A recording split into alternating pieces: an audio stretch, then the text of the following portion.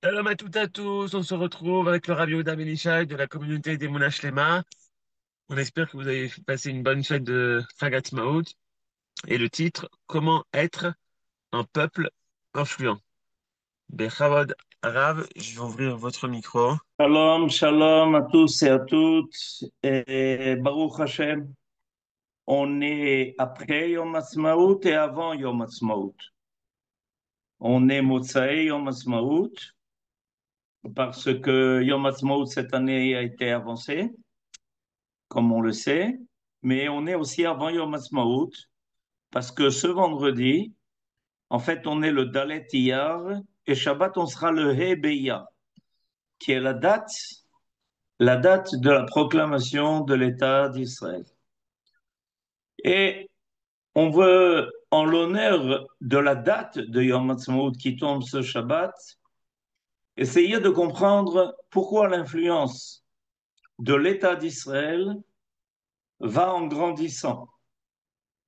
Et qu'est-ce qui fait que chez les autres peuples, au contraire, l'influence va en s'abaissant. En effet, on a connu des grands empires qui dominaient le monde et par leur civilisation imposée, leur culture au monde entier.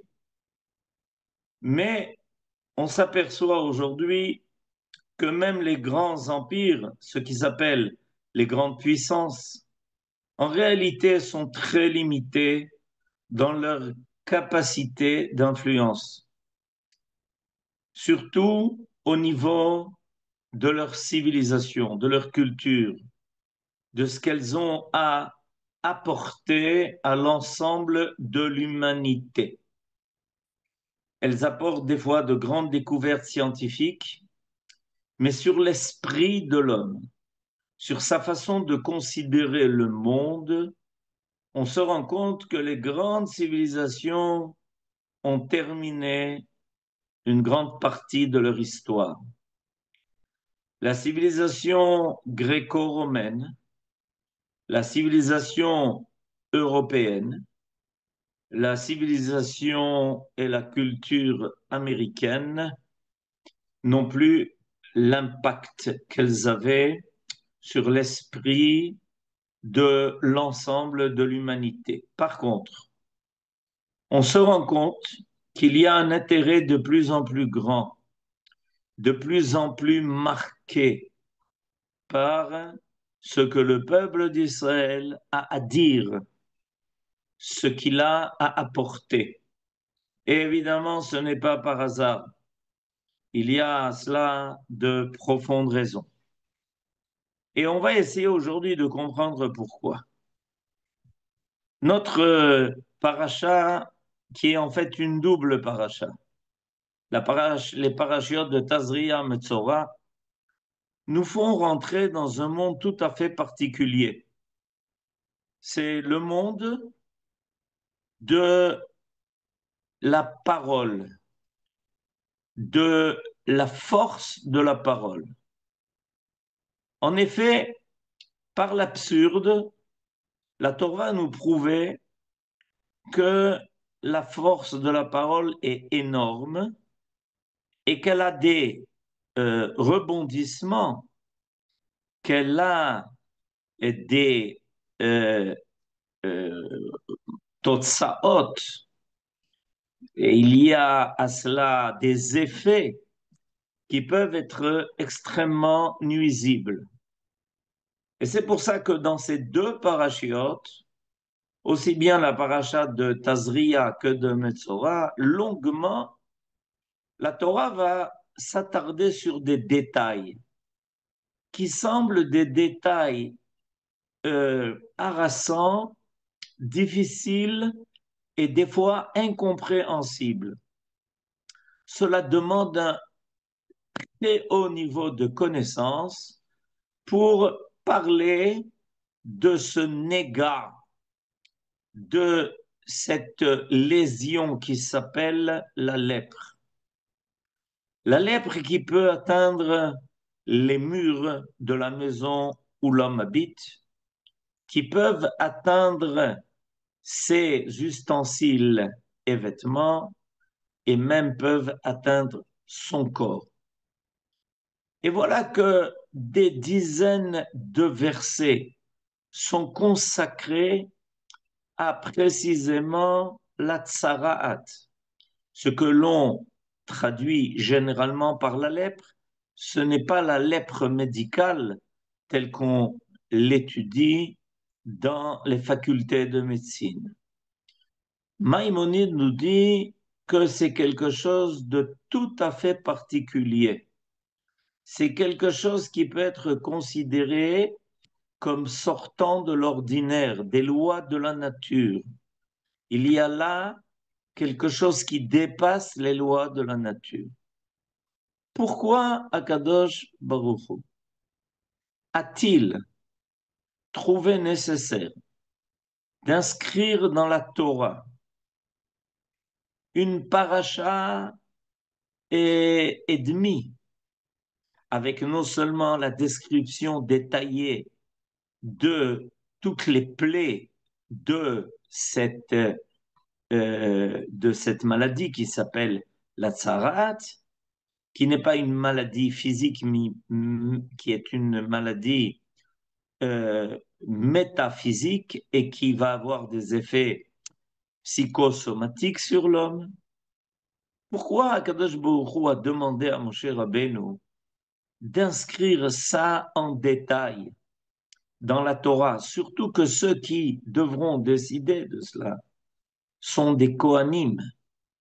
Or, on va tous entendre demain ces deux parachiotes de Tazria Metzora. C'est parce que cette maladie surgit quand l'homme ne fait pas attention à sa parole, quand il gaspille ses mots, surtout pour dire de la médisance, du lachon hara, de la rechilut, quand il devient colporteur de rumeurs qui sont des fois un peu vraies et très souvent complètement fausses, qui portent atteinte non seulement à l'individu, mais à la collectivité, à l'ensemble du peuple, qui peuvent causer des dommages énormes.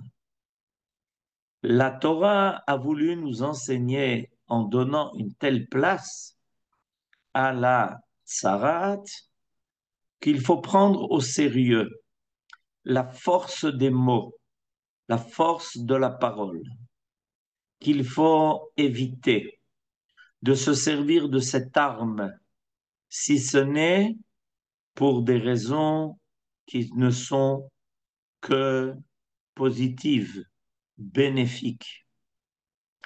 Et en faisant cela et en montant cette nécessité au niveau d'un peuple entier, le peuple entier est concerné par ce qui se passe avec l'individu qui va être atteint de plaie. En effet, il est mis hors du camp d'Israël et il ne peut plus rentrer et faire partie de la société des hommes. Il doit être en dehors de la société. Tout le monde va finalement être concerné par le sort de celui qui a été frappé par cela. La rumeur se répand qu'un tel, ou des fois des gens qui sont connus et même célèbres ont été atteints par cette plaie. Par exemple, dans le désert, on se rappelle que c'est arrivé à Myriam, la sœur de notre maître Moshe. Et toute la marche du camp d'Israël s'est arrêtée dans le désert. Et le peuple a dû attendre pendant 7 jours d'affilée que Myriam puisse retrouver sa place dans le camp d'Israël. Ce n'est pas une petite chose. c'est quelque chose qui provoque un grand bruit. Petit à petit, tout le monde pose la question, mais qu'est-ce qui se passe? Où il est? Où il a disparu, celui qui était dans la tente à côté, dans la maison à côté? Pourquoi est-ce qu'on est venu, qu'on est rentré chez lui, qu'on a commencé à enlever des pierres de ces murs et finalement même, il est possible que les murs s'écroulent. Qu'est-ce qui est arrivé? Et alors le peuple d'Israël apprend à connaître un niveau moral, spirituel tellement élevé que dès qu'il y a une entorse au respect de la parole, voilà que tout d'un coup apparaissent des signes. C'est seulement réservé à une société d'un niveau qui est énorme, qui ne supporte pas, qui rejette d'elle tout ce qui disent de la médisance, qui vont dire des mauvaises paroles. Et évidemment, vous connaissez l'expression en français mal dit, mal dit. Il y a le mal dans le dit, mal dit, quelque chose qui a été mal dit. Il y a maudit, maudit. C'est-à-dire que voilà des mots en français qui viennent refléter les conséquences graves, malencontreuses de la parole qui n'a pas été mise à profit pour faire du bien, pour parler de l'autre en bien, pour élever, pour relever l'ensemble de la société à un niveau plus élevé, par la Torah, par des mots de réconfort. Et on va apprendre maintenant que il est arrivé quelque chose d'intéressant à l'époque qui a suivi la destruction du temple, du deuxième temple.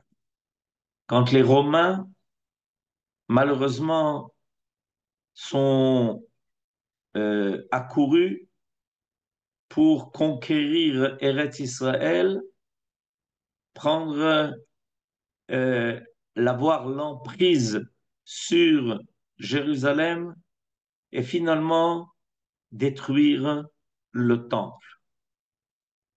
Cet empire-là romain, que nos sages appellent Amalchut Arevi'it, qui est en fait celle qui se prolonge jusqu'à nos jours à travers cette société que les Romains ont mis en place, voilà que nos sages nous racontent à la fin du traité de Makot, qui est le traité qui se termine aujourd'hui dans le Daf Yomi. Et vous savez qu'on est en plein dans les jours du Homer.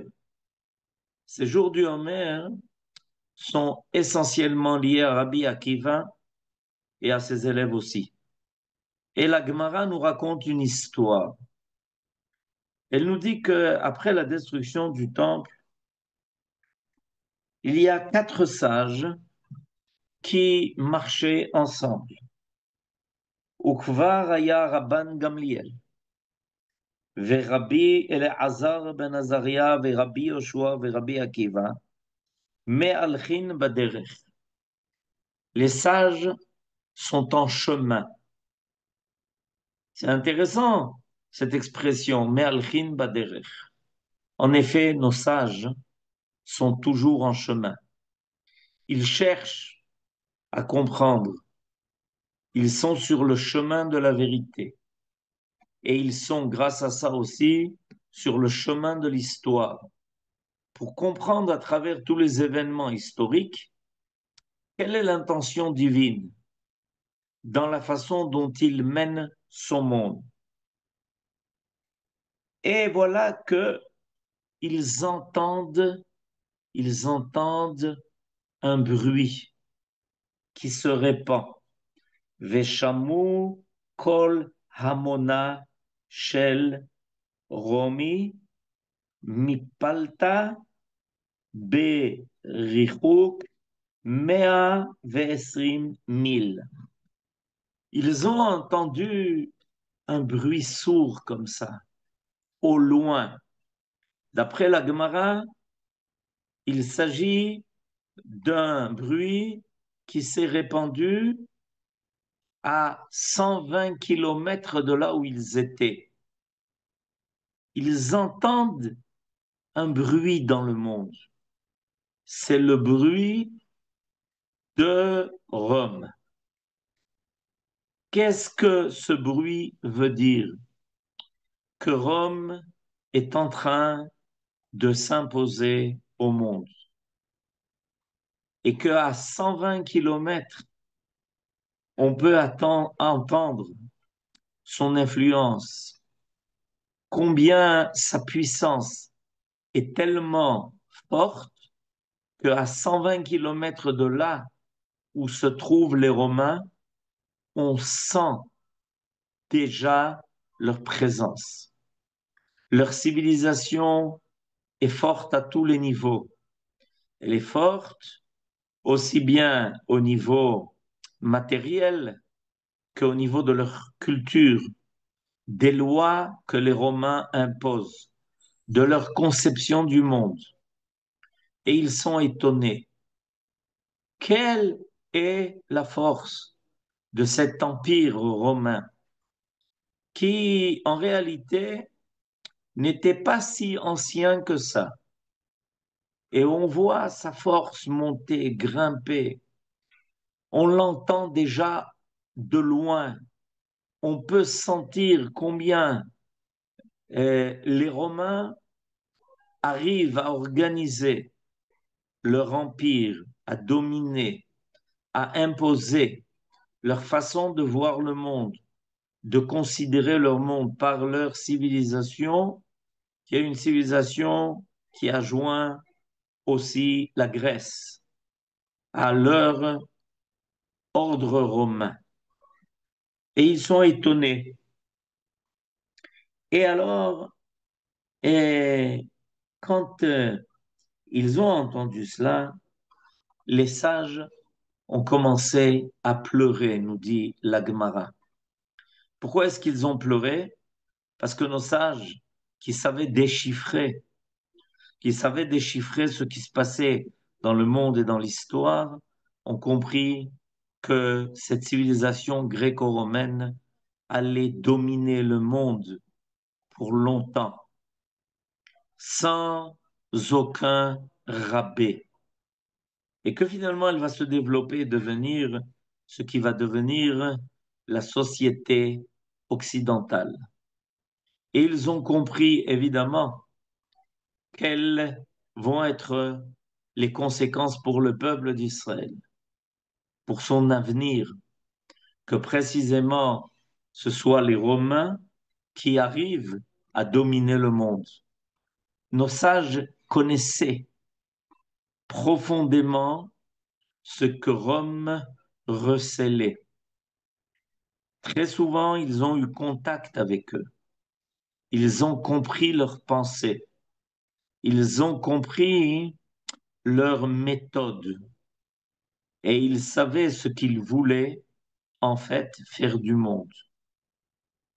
Et tout ce à quoi ils ont pensé, c'est évidemment réalisé.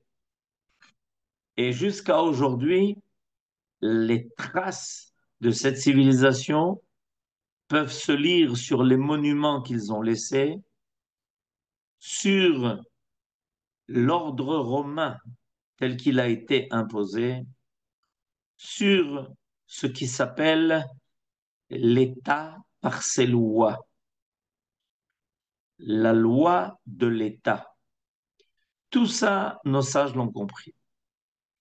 Et ils se demandaient, mais d'où venait cette puissance?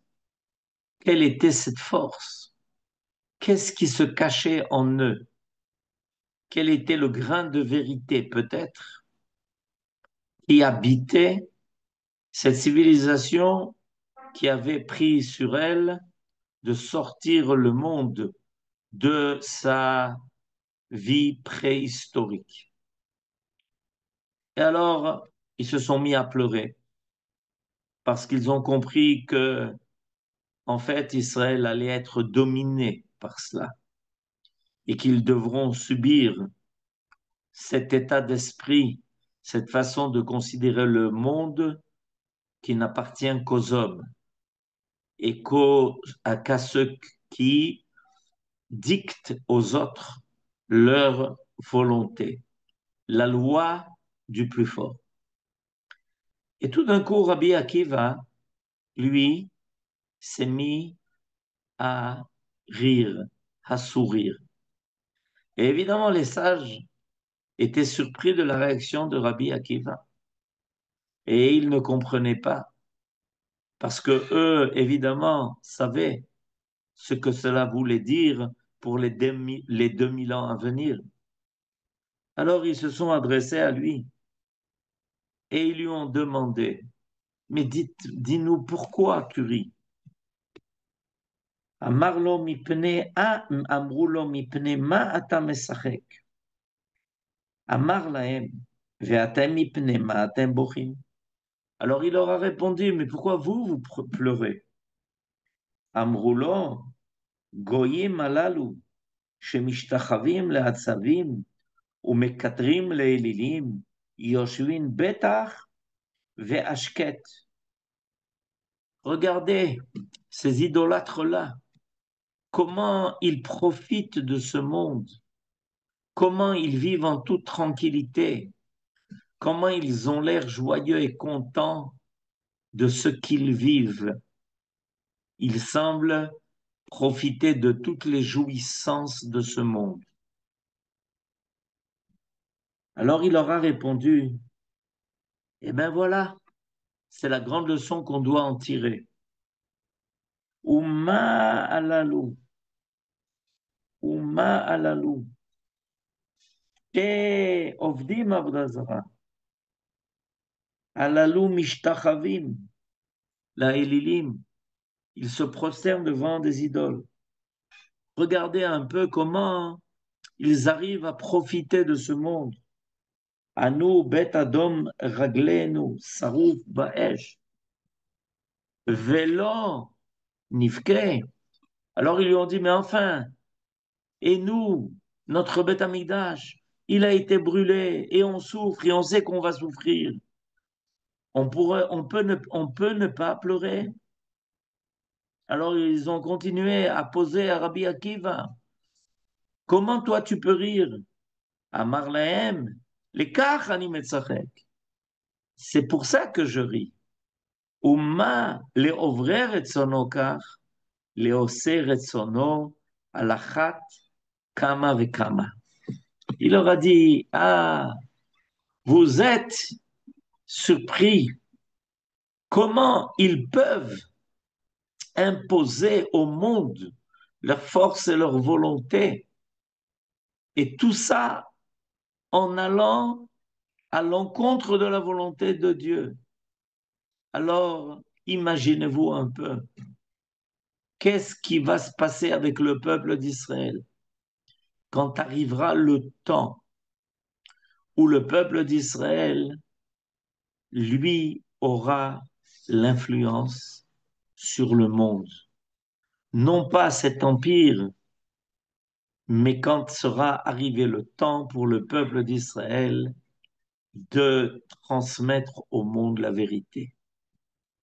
Si on voit que ceux qui transgressent sa volonté arrivent à mettre en place tous ces instruments, toute cette force, toute cette puissance, bien qu'ils agissent contre la volonté de Dieu.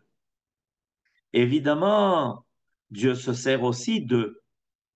Et évidemment, il se sert de tout ce qu'ils font pour finalement faire progresser son projet à lui.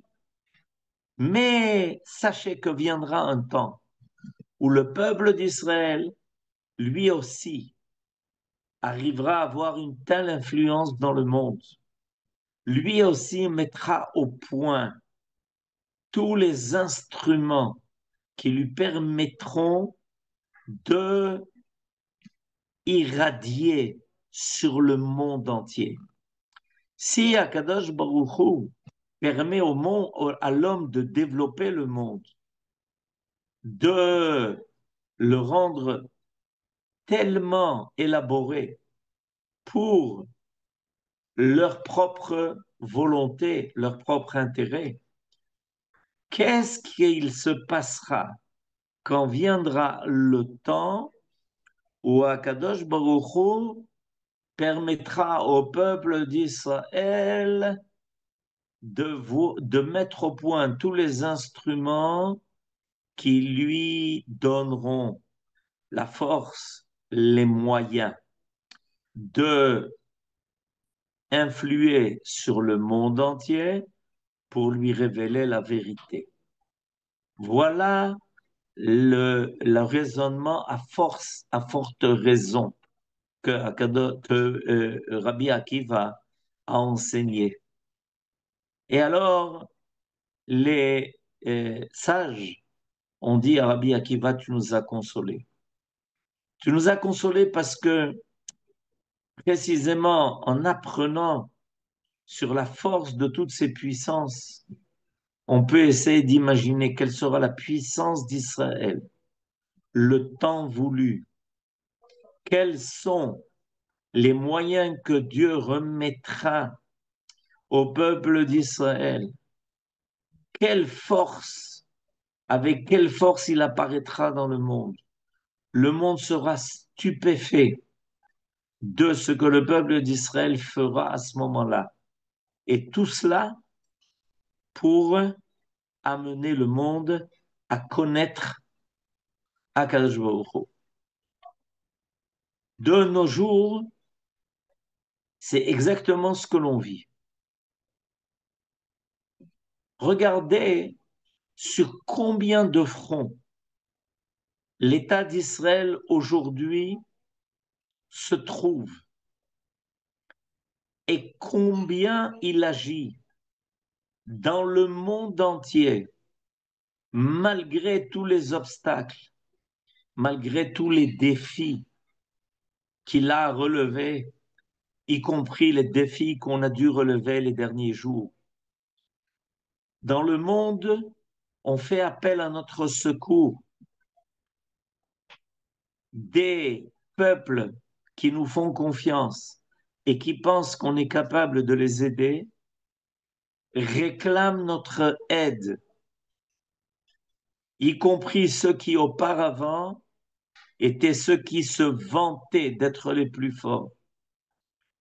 Le monde entier nous regarde et est époustouflé de ce que nous sommes capables de faire, de notre main qui est la main de Dieu, de notre bras qui est le bras de Dieu. Yad hachazaka vezroa netouya. Mais qu'est-ce qui nous a fait atteindre un tel niveau? Qu'est-ce qui nous a permis d'arriver à un tel degré? Précisément parce que nous sommes un peuple qui est guidé, qui est orienté par des mitzvot, par les moindres détails qui sont exigés de nous au niveau moral et au niveau spirituel. Et je disais tout à l'heure qu'aujourd'hui, on termine le traité de Makot pour ceux qui étudient le Daf Yomi. Alors, je fais avec vous le Sioum et je lis avec vous la dernière Mishnah. Rabbi Hanania ben Akashia Omer, Ratsa Akadosh Baruch Hu lezakot et Israël. לפיכך הרבה להם תורה ומצוות, שנאמר אדוני חפץ למען צדקו יגדיל תורה וידיר. Rabbi Hanania ben Akashia enseignait que, étant donné que Akadosh Baruch Hu a voulu donner force à son peuple. C'est pour ça qu'il leur a donné une Torah grande, énorme, infinie, et aussi une quantité grande de mitzvot. On aurait pu penser que ce jour-là, le jour de la Torah et le jour des mitzvot, c'est quelque chose qui va nous affaiblir, qui va nous asservir. Et qu'est-ce qu'on constate avec le temps? Que, au contraire, c'est exactement ce qui a fait de nous un grand peuple. Que c'est exactement ce qui nous donne énormément de force. Nous sommes un peuple qui avons l'habitude de relever des défis, d'être capable d'assumer les plus grandes, les plus grandes obligations, les plus nombreux devoirs dans tous les domaines de la vie. Et ça renforçait notre âme. Ça nous a fait des hommes qui sont sans peur, qui sont capables aujourd'hui de assumer ce qu'un peuple de centaines de milliers de centaines de millions de personnes et de milliers de soldats ne sont pas capables de faire. Et le peuple d'Israël, menu tel qu'il est capable de lutter sur tous les fronts et des fois même très loin de sa terre. L'influence de Rome qui se faisait sentir à 120 000, à 120 kilomètres, 120 000 milles dans le langage de la Gemara et de la Mishnah, voilà que ces 120 kilomètres, pour nous, ça peut être des fois 1200 kilomètres, 2000 kilomètres, à loin de nous. Et la présence d'Israël se fait sentir là-bas. Et il faut savoir que nous sommes devant cela. S'ouvre petit à petit une fenêtre qui permet de comprendre quelle est la grandeur et la force de cette nation. Et cette force et cette grandeur, elle n'est pas seulement au niveau militaire, elle se fait par la parole. Notre parole est chère, on veut l'entendre, on la recherche. Et c'est pour ça que dans les parachutes de cette semaine, en vue de cela, précisément parce que la Torah sait qu'un jour notre parole va déterminer l'avenir du monde. Elle nous demande de la garder précieusement, de la polir, de faire qu'elle soit la plus précise possible, la plus vraie possible, de ne pas l'entacher par des mots qui soient inutiles ou nuisibles, pour que notre parole ait force et impact sur l'ensemble de la civilisation de l'homme, qui attend cela, qui réclame ça, qui veut cela.